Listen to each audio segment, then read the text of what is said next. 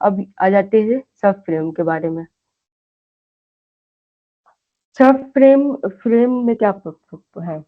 Frame मतलब अब हम लोग बना रहे हैं, डिजाइन वगैरह बना रहे हैं, जैसे अब कार है तो उसमें डिजाइन बना रहे हैं तो वो एक फ्रेम है। मतलब फ्रेम के अंदर भी अब जैसे अब इंजन को हमको बनाना है, बैठाना है, तो इंजन को बैठाने के लिए फिर हम डिजाइन कर रहे हैं तो अलग से एक फ्रेम बना रहे हैं, तो वो सब फ्रेम हुआ। जो सब फ्रेम के बारे में हम पढ़ते हैं, to isolate high frequency variations of for example, मतलब अब हाई फ्रीक्वेंसी का वेरिएशन हो रहा है तो उसको हमको आइसोलेट करना है। तो एक जैसे एग्जांपल बता रहा है, एन इंजन और ए सस्पेंशन असेंबली, जैसे एक इंजन है और सस्पेंशन असेंबली है, from the remainder of structure. अब जैसे हमको कुछ पार्ट अलग करना है, अब जैसे फ्रीक्वेंसी है तो फ्रीक्वेंसी बहुत ज्यादा हो रहा है, वाइब्रेशन उसका बहुत ज्यादा हो रहा है, तो अब उसको हमको अलग करना है, तो उसको अलग करने के लिए हम लोग सब फ्रेम बना सकते हैं। जैसे इंजन और सस्पेंशन असेंबली है, उसमें बहुत ही वेरिएशन कर रहा है। अब फ्रीक्वेंसी है तो हाई फ्रीक्वेंसी होगा तो उसके लिए हम लोग सब फ्रेम बना सकते हैं। और क्या बोल रहा है, इन दिस केस रबर और other resilience mounting are interposed between the sub frame and main frame. तो अब रबड़ है और दूसरा माउंटिंग है, उसके बीच में हम लोग सब फ्रेम और मेन स्ट्रक्चर लगाते हैं। वही मतलब बेसिकली सब फ्रेम का काम है कि मतलब अलगाव करना, मतलब अलग करना, फ्रेम जो है उससे थोड़ा अलग बनाना।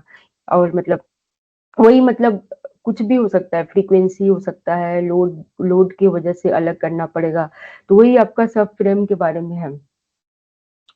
The subframe can isolate an inherently stiff sub-assembly such as engine or gearbox from the effects of flexing of the chassis frame।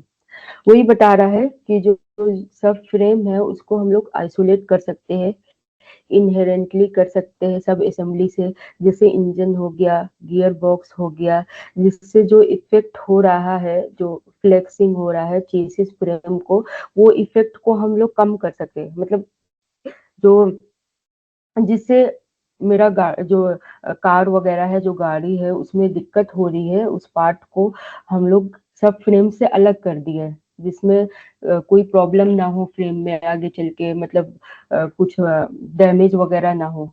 This is done generally by interposing. ये कैसे किया जाता है? This is done generally by interposing a 3 point mounting system. 3 point mounting system हम लोग लगाते हैं between the frame, sub frame and main frame. Sub frame और मेन फ्रेम के बीच में हम लोग 3 पॉइंट माउंटिंग लगाते हैं, जिससे हम लोग का गाड़ी जो है वो आराम से आसानी से चल सके। One of the mounting bearing on the longitudinal axis. Longitudinal axis जो होता है, जैसे अब कार हम लोग बना रहे फ्रंट से पूरा मतलब रियर एक्सिल तक, तो उसका जो साइड का हिस्सा होता है उसको हम लोग लॉन्गिट्यूडनल एक्सिस बोलते हैं। About which the main frame twist and other one on each side. जिससे कि अब जैसे हम लोग कार को, वो जैसे अब गड्ढा उड्ढा आ गया तो कार को हम लोग ट्विस्ट करना होगा।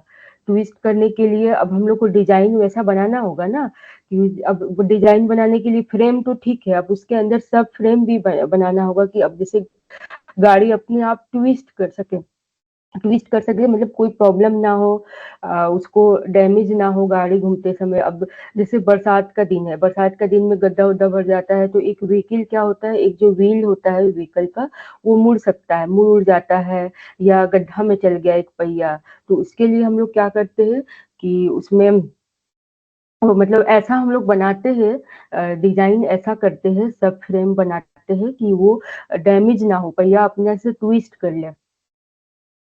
अब तीसरा पॉइंट है, it may be use to carry, carry करने के लिए यूज करते हैं। For instance the front and rear suspension, sub assemblies, sub assembly के लिए यूज करते हैं। Where to utilize the front, front पे हम लोग यूज कर सकते हैं, एंड रियर एंड्स पे यूज कर सकते हैं of the body structure for this purpose would increase unacceptable its complexity और cost।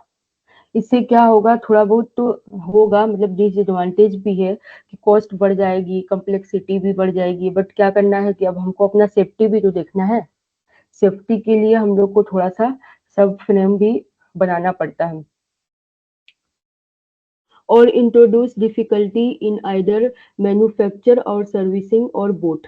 तो आपका इंट्रोड्यूस मतलब डिफिकल्टी वही बता रहा है कि डिफिकल्टीज हो सकता है मैन्युफैक्चरिंग बनाने में, सर्विसिंग करने में, दोनों में।